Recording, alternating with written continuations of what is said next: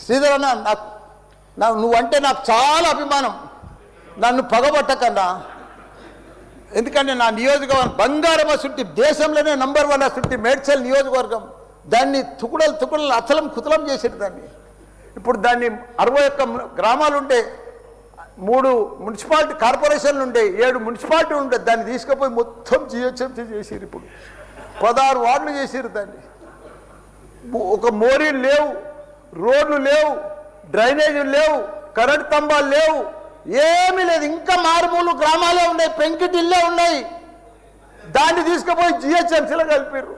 హైదరాబాద్ మస్తు డెవలప్ అయింది.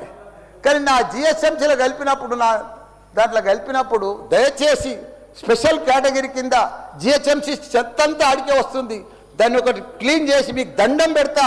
ఎందుకంటే అక్కడ నేను ఉండలేకపోతున్నా. నేను ఎందుకు గెలిచినరా ఇక్కడి నుంచి అని భరించలేకపోతున్నా. నేను శ్రీధర్ అన్న నీకు దండం పెడుతున్నా. అదొక్కటి నాకు స్పెషల్ ఫండ్ ఇచ్చి 500 కాదు 1000 కోట్లైనా సరిపోవు. నువ్వు దీనికి బడ్జెట్లో ఇక్కడ జిహెచ్ఎంసీకి ఇచ్చిందంతా కూడా దానికి ఇవ్వాలి. ఎందుకంటే ఈ చెత్త అంతా అక్కడనే వస్తుంది.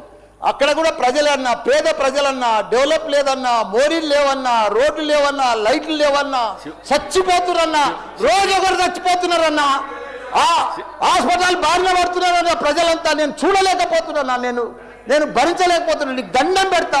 ఇదొక్కటి నాకు స్పెషల్.